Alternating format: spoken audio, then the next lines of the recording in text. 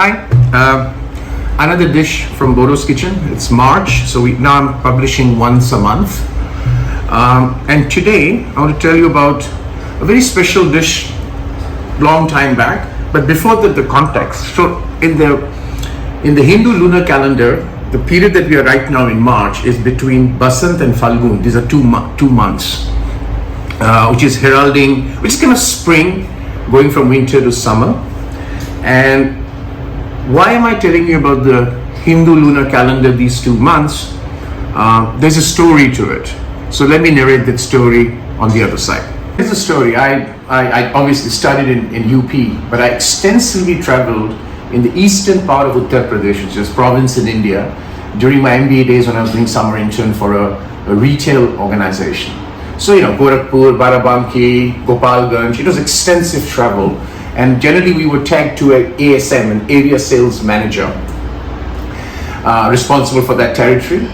And we used to eat a lot in the dhabas because we do the beat, lunch, we'd stay somewhere, in one of the dhabas and the highway side in. So one of the lentils that I found that time was called Dal Basanti. Somewhere it's written as Dal Basanti, or somewhere it will be written as Basanti Dal. And for us growing up in India, Basanti reminds us of the movie Sholay, where Hema Malini was named Basanti. So I told my ASM, is this what it's about? And he laughed. And he explained to me why in the eastern part of India there is something called a Dal Basanti, especially in this kind of spring time of the year. So let me explain that, and that's the dal I'm going to cook. So Dal Basanti or Basanti dal is basically cooked during the month of Basant, which is like February going into March with Falgun, where Holi is held, right? In the Hindu lunar calendar, the 5th day or 7th day, I think, is Holi. So that is what Dal Basanti is, because it is kosher Hindu, which means no garlic, no onion, and it's a mix of a couple of dal, right? Now, I am not going to make the kosher vegetarian. I'm going to add onion and garlic, but the key ingredient is the color of the dal, which is typically bright red, like the colors that we use in Holi. So for that, I'm making a change. I'm going to use Kashmiri dry red chilli to make the paste and put that red color through that. So it's an excellent dal. You can cook it, keep it in the fridge, and eat it. And it's very, very healthy because there's multiple dals. So I'm going to show you the dal and the cooking process. So now I'm going to take you through the ingredients and the dals I'm making. Now this is a dal of combination. And the reason I wanted to do this is because we are in the month of Basant in the Hindu lunar calendar. And I really like that name, Dal Basanti, right? But it's a very tasty dal, and it's like all dals, it's cooked in 2 steps. Boiling the dal and tempering it. So today for this dal, if you can come closer, I have used green beans, and I've used black lentils, and I've used toor dal, which is basically the split pigeon dal. You can use chana dal. So I'm using 3, and this has a thick body, and I'll first do the pressure cooking, right? And in my case, I'm going to use typically about 8 pressures, because these dal, they do take time to kind of cook well and soft. So all the 3 dals go in, and then what I'll do now, as I said, if you don't want, if you want to make it completely vegetarian kosher, then you just add this, which is ginger and green chili crush, right? But because, as I said, I'm not making it vegetarian kosher, I'm going to use onion and garlic. I'm putting these chopped garlic, onion right now. And also for tempering, if you're going to make it pure kosher, use only ginger. But since I'm not making it pure kosher, I'm also adding garlic, right?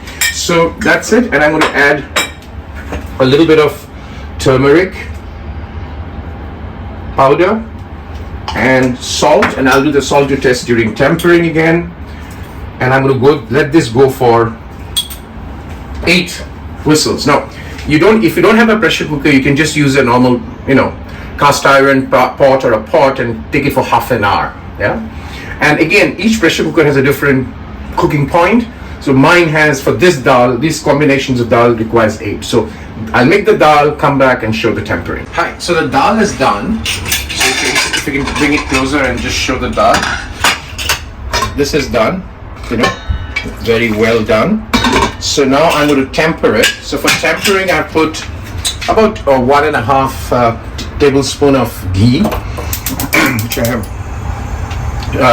This dal is cooked in ghee, as I mentioned, and one of the changes that I'm going to make as the ghee is heating up is, the color is really red, and I saw how they do it. They put a lot of chili powder, bigi mirch. Sometimes I find that a little unhealthy, especially burnt one. So what I've done is I've used Kashmiri red mirch and made it into a paste, which is what I will use, right? So cumin seeds go in, right? And with the cumin seeds, as it crackles up, I'm going to put the garlic diced, because they did it chewy. That's the whole beauty about this dal, right? So there goes in the garlic, and if you want to make it kosher vegetarian, skip the garlic, put the ginger, right? And as it starts to crackle and cook, this is when I'm going to add the onion, right? I'll fry the onion for a bit before I come and add the other condiments. So the onion is getting translucent. At this stage, I'm going to add the coriander powder. I'm going to add a pinch of turmeric. Remember, I've already put turmeric in the dal while boiling. And then I'm going to put this beautiful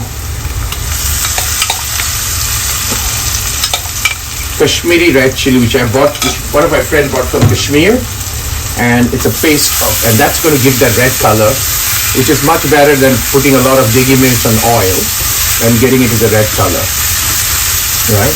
So I'll fry this for a minute, and then I have the tomato. You can see the oil separating. At this stage goes in the tomato, and I'll put a pinch of salt, because the salt's already been put in the dal, so that the tomato cooks a little faster. Again, I'm going to just cook this for a while, in about 2 to 3 minutes, till the tomato gets well soaked. So it's well done. You can see the water, the oil and the tomatoes coming out, separating out. At this stage, I'll just put the dal.